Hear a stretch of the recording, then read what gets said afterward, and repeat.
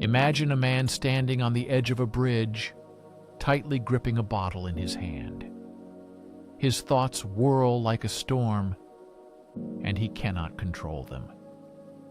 His addiction is more than just a substance.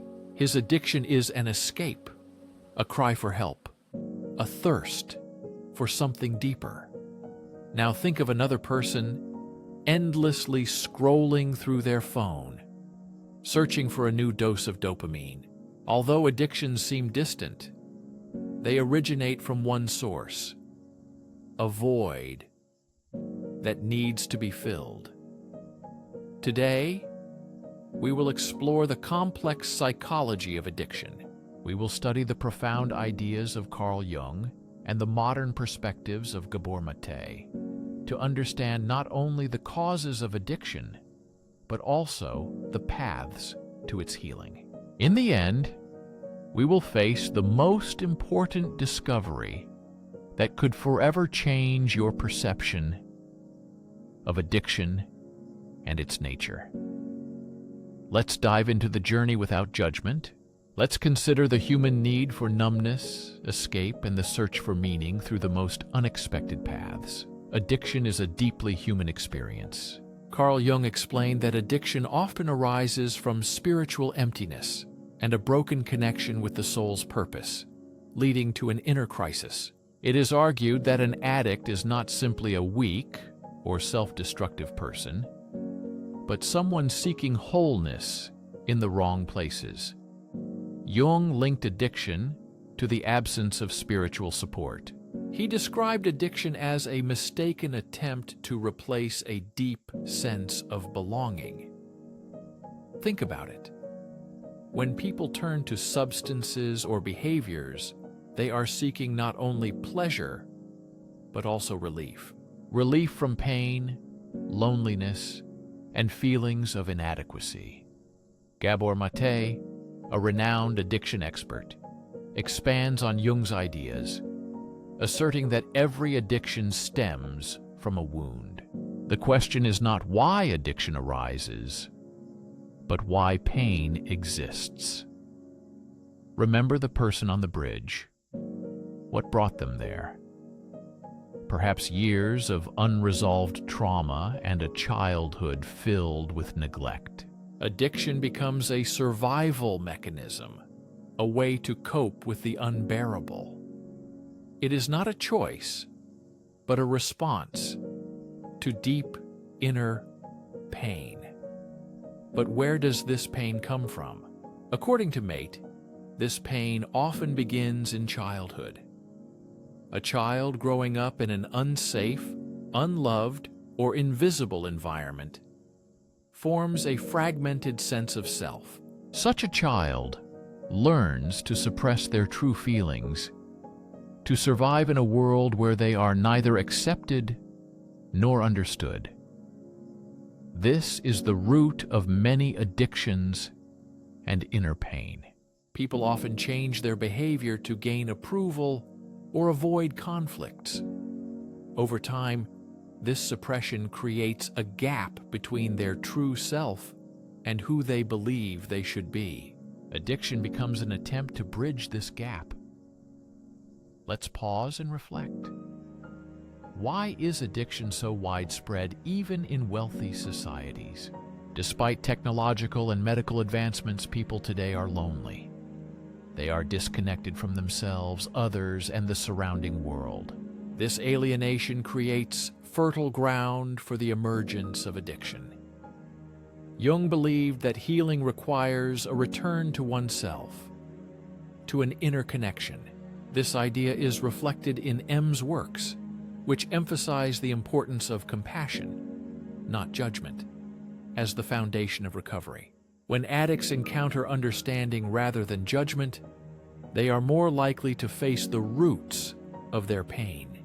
The psychology of addiction becomes transformative when we see beneath the surface not a problem, but a person who needs to be understood.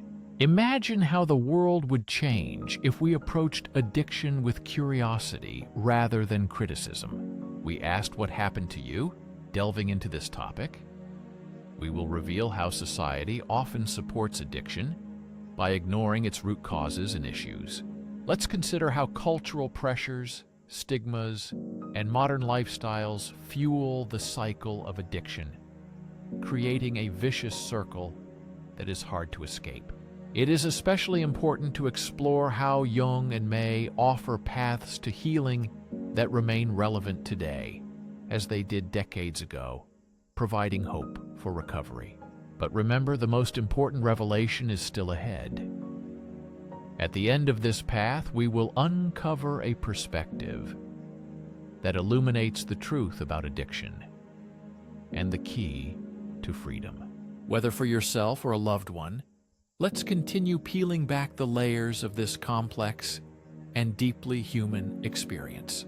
The modern world offers endless ways to dull the pain. We scroll through social media, watch series, overwork, overeat, or seek comfort in substances. At first glance, all these actions seem harmless, but they share one thing: avoidance of pain and suffering, an attempt to escape reality. Gabor Maté calls addiction a response to human suffering, making us see it not as a flaw, but as a way to cope with pain. This perspective changes our understanding of addiction. It is not a vice, but a signal of deep inner pain that requires attention and support. Understanding addiction as a response to suffering opens new possibilities for healing and supporting those who struggle with this challenge. The mechanism of addiction is a mistaken attempt to soothe inner suffering. It consists of three components: desire, temporary relief, and negative consequences. It is a vicious circle that captures a person, because despite increasing consequences, the desire remains stronger than anything else. The desire concerns not only the substance or behavior, but the respite they bring. For a moment, the pain subsides, the chaos calms. It is this fleeting respite that the mind and body desperately try to recreate again and again. Think about your life. Have you used something to get through a difficult moment? For example, coffee during a stressful project, or food to comfort yourself in a moment of sadness. These are common examples of how we seek solace in habits. The main difference between a habit and an addiction is how much it consumes us and starts to control our lives instead of serving us. Carl Jung believed that the addict's desire to regain wholeness is a spiritual problem. In his opinion, a society focused on material success and external recognition often neglects the needs of the soul. In one of his most important works, Jung emphasized the necessity of paying attention to a person's inner world. A well-known case: Jung treated a man whose alcohol addiction had driven him to the brink of despair. Jung explained that the true goal was not alcohol, but spiritual awakening. This was the beginning of the idea that addiction is healed through addressing the deep spiritual void it tries to fill. Here, Jung's ideas intersect with Gabor Maté's view on trauma. Maté argues that addiction is rooted in a disconnection from oneself. This rupture begins in childhood, when a child is forced to adapt to circumstances that do not meet their needs. For example, a child raised in chaos or violence learns to suppress emotions to survive, which gradually leads to a loss of authenticity. As we grow up, we unconsciously carry these wounds, seeking ways to avoid the pain of the rupture. And addiction becomes one of them. Maté describes this as a cycle. Trauma leads to a disconnection. Disconnection causes pain, and pain breeds addiction. The solution, therefore, lies not in suppressing symptoms, but in deeply healing the inner connection and pain. In the healing process, it is important not only to fight addiction, but also to heal the deep wounds underlying it. Jung and Maté emphasize the importance of restoring connection with oneself, others, and a sense of life's meaning for complete healing. For Jung, this meant beginning the path of individuation, the process of uniting the conscious and unconscious parts of the personality to achieve wholeness. For Maté, it was about creating a space of compassion where people can explore the roots of their pain without fear of judgment.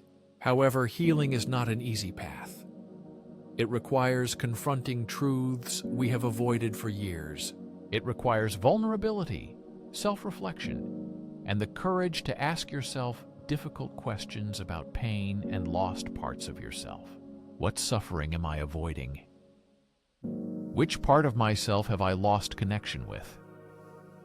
And perhaps the hardest question, am I ready to embrace the discomfort of healing?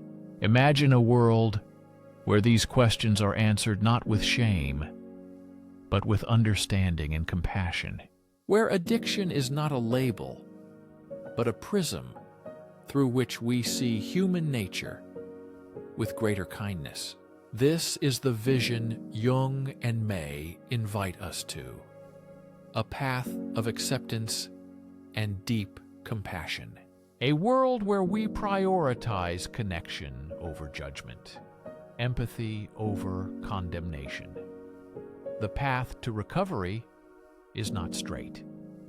It is full of obstacles and doubts. There are moments when the pain seems unbearable. But as Jung reminds us, enlightenment comes not from light, but from recognizing the darkness within us. It means confronting our shadows, those parts of ourselves we have hidden or rejected, and learning to accept them in our lives. Maté supports this idea, emphasizing that healing requires authenticity. We must reclaim what was lost for survival or adaptation. This process can be uncomfortable, but it is liberating. It allows us to break free from the cycle of dependency and live not by avoiding problems, but by being present in them.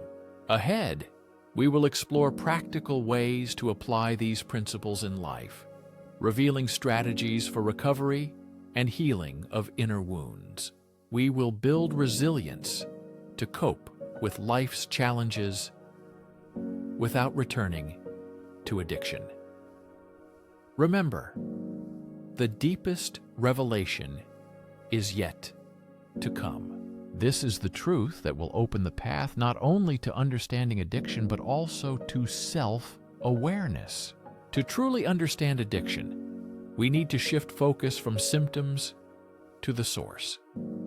Addiction is often seen as the problem itself, though it is actually a symptom of something deeper. It is alienation from oneself, as stated by Jung and Gabor Maté. If we address the root cause, we can begin to break free from cycles of addiction. Gabor Maté tells a powerful story of a patient who suffered from severe addiction. As a child, the patient endured terrible traumas, including loneliness and violence.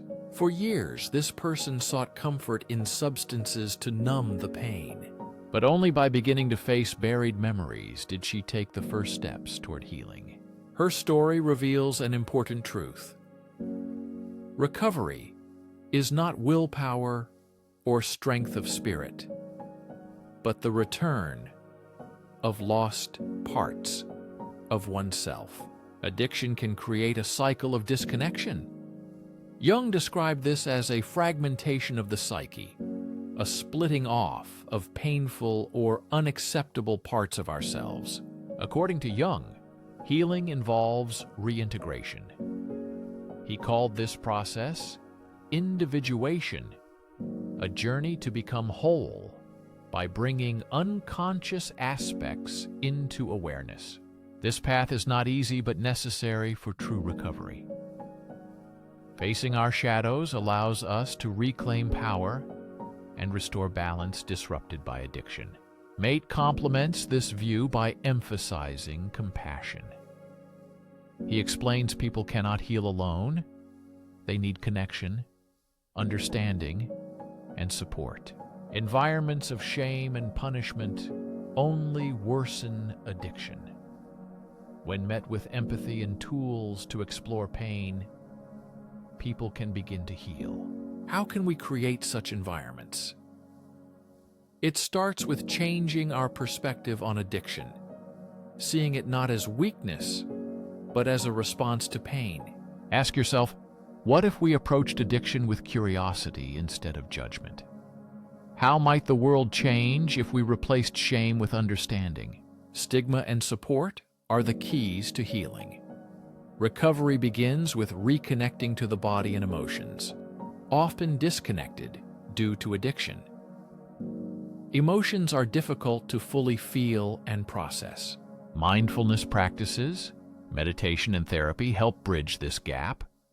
They teach observing thoughts and feelings without judgment, creating a safe space to explore pain. Jung's works remind us that the inner journey is as important as the outer one. He saw addiction as a spiritual crisis, a thirst for meaning and connection. According to Jung, true recovery requires not only abstinence, but also the transformation of the soul. This idea is reflected in the concept of spiritual awakening during the recovery process. When we connect with the inner self, a door opens to the profound meaning and fulfillment of life. Might emphasizes the importance of community in the recovery process. People are made for communication, and isolation only worsens addiction. Support groups, therapy, and meaningful relationships create a safe space for healing. They remind us that we are not alone on our journey, and together we can overcome difficulties and find the strength for change. Difficulties and hope exist even in the darkest moments. Let us pause and consider how we can strengthen deep connections in our lives. How to create a space where people feel seen, heard, and valued. These questions are important not only for those struggling with addiction. These are questions for all of us. As we approach the end of this journey, it is important to remember, healing is not a destination, but a process. A process that requires patience, courage, and a willingness to face uncomfortable truths we often avoid. As Jung and May remind us, it is through this process that we find not only recovery, but also growth. In the next section, we will reveal the deepest understanding, a revelation that connects everything we have explored so far. This final part will not only deepen your understanding of addiction, but also offer a path forward based on compassion and connection. A path that requires the courage to meet ourselves as we are. Approaching the final stage of our exploration of the psychology of addiction, we face the deepest truth. Addiction is not the enemy, but a messenger, signaling that inside us, something is wrong. Something strives for healing, understanding, and connection. Carl Jung believed that addiction is a mistaken search for transcendence. He noted that the human soul yearns for experiences of awe, connection, and meaning. If these needs are unmet, we seek substitutes. We seek substances, behaviors, or distractions that mimic the feeling of fullness. We crave it, which is why addiction seems like an unrelenting pursuit. It is an attempt to fill a void that cannot be satisfied from the outside. But here is the revelation. The antidote to addiction is not control, but connection. Connection with oneself, with others, and with deeper meaning. This is the essence of Gabor Maté's philosophy. They tried to survive, cope, and find a sense of belonging. The way forward is a path to connection and healing. The goal is not to judge, but to guide with compassion. It is necessary to create conditions where people feel safe and ready to face pain. Such conditions provide support to seek healthier ways to cope with difficulties. Jung called this process bringing the unconscious to light. This journey helps people regain wholeness. May adds that this path requires rethinking the relationship with pain, not avoiding it. We must learn to sit with pain and listen to what it wants to tell us. In his opinion, pain is not an enemy, but a signal demanding attention.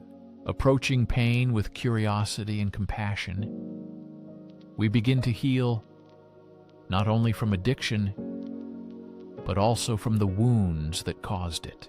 What does this look like in practice? It all starts with small, purposeful steps. For some, it is therapy or a support group. For others, it is reconnecting with hobbies and practices that bring joy and meaning to life. Meditation, mindfulness, and journaling are powerful tools for exploring the inner world and developing self-awareness. Jung also emphasized the importance of community in the healing process.